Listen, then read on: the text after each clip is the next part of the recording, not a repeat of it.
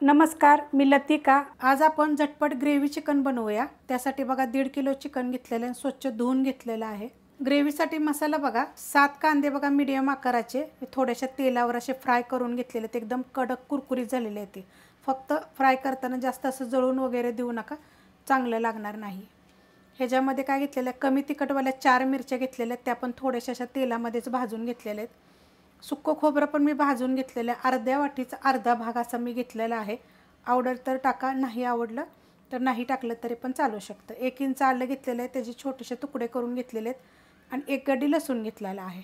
हा एवढं वाटण आपल्याला मिक्सरला बारीक करून घ्यायचं आहे। त्यासाठी बघा मसाले कोणते कोणते घेतलेले, जिरे धने पावडर 1.5 चमचा घेतलेला ह्या चमच्याच्या मापानं, गरम मसाला पावडर 1.5 चमचा, हे आपला कोल्हापुरी मसाला आहे तो पण 1.5 चमचा घेतलेला आहे। तुमच्या तिखटाप्रमाणे कोणता पण मसाला घेतला तर कमी जास्त करू शकता। हळद घेतलेले छोटा अर्धा चमचा आणि चवीप्रमाणे मीठ घेतलेलं आहे। मिक्सरला बघा मसाला मी बारीक करून घेतलेला आहे। हा एका प्लेटमध्ये पहिला मी काढून घेते। मिक्सरमधनं बघा सगळा मसाला मी काढून घेतलेला आहे आणि असा बारीक करून घेतलेला होता। आता आपण काय करूया माहिती आहे का, 2 चमचे मी दही घेतलेलं आहे आणि हे दही जे आहे हे फ्रेश दही आहे बरं का, बिलकुल आंबट नाही आहे, ताजं दही घ्यायचं। ह्या चमच्याच्या मापाने घेतलेलं आहे। ह्याच्यामध्ये जे तुम्हाला मी साहित्य दाखवलं होतं ना, हे सगळं टाकून घेऊया। हा मसाला टाकून घेऊया आणि हे काय करायचं माहिती आहे का, आपल्याला चांगलं मिक्स करून घ्यायचे, सगळीकडे लागलं पाहिजे।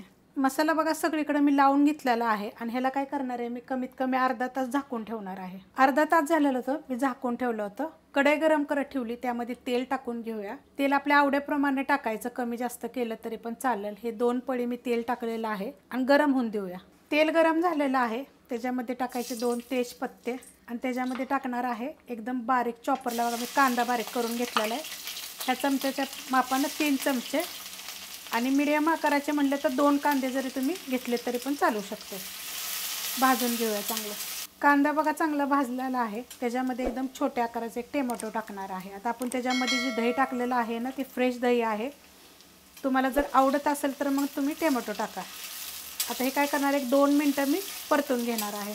2 मिनटं मी परतून घेतलेला आहे। गॅस करणार आहे जरा बारीक, कारण की मीडियम गॅस होता आणि त्याच्यामध्ये ही जे आपण अर्धा तास झाकून ठेवलं होतं हे चिकन टाकून घेते। चिकन बघा मी टाकून घेतलेलं आहे। आता गॅस आपला बारीक केला होता आपण, तर त्याला काय करणार आहे, ह्याच्यामध्ये मसाल्यामध्ये परतून घेणार आहे एक 2 ते 3 मिनटं। बारीक गॅसवर बघा मसाल्यामध्येच मी 2 ते 3 मिनटं थोड्या वेळानं असं मी परतून घेतलेलं आहे।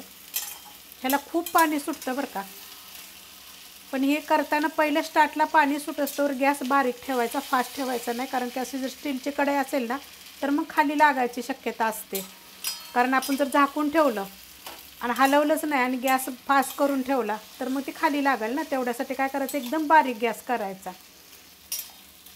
आता ह्यात काय करणार आहे, मी थोडंसं पाणी टाकणार आहे, ज्यात आपण ही जी चिकन बघा आपण ठेवलं होतं ना त्याच्यामध्ये मी थोडंसं कोमट पाणी घेतलेलं आहे।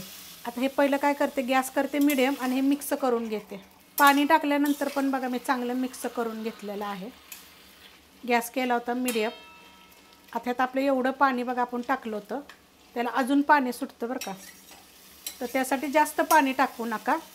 आता हा मी मीडियम गॅस केलेला, एकदम बघा बारीक गॅस केलेला आहे। आता मी ह्याच्यावर ठेवणार आहे मी झाकण एक 15 ते 20 मिनटासाठी, पण हे लक्षात ठेवायचं गॅस एकदम बारीक केलेला आहे। हा मोठ्या बर्नेलचा गॅस आहे।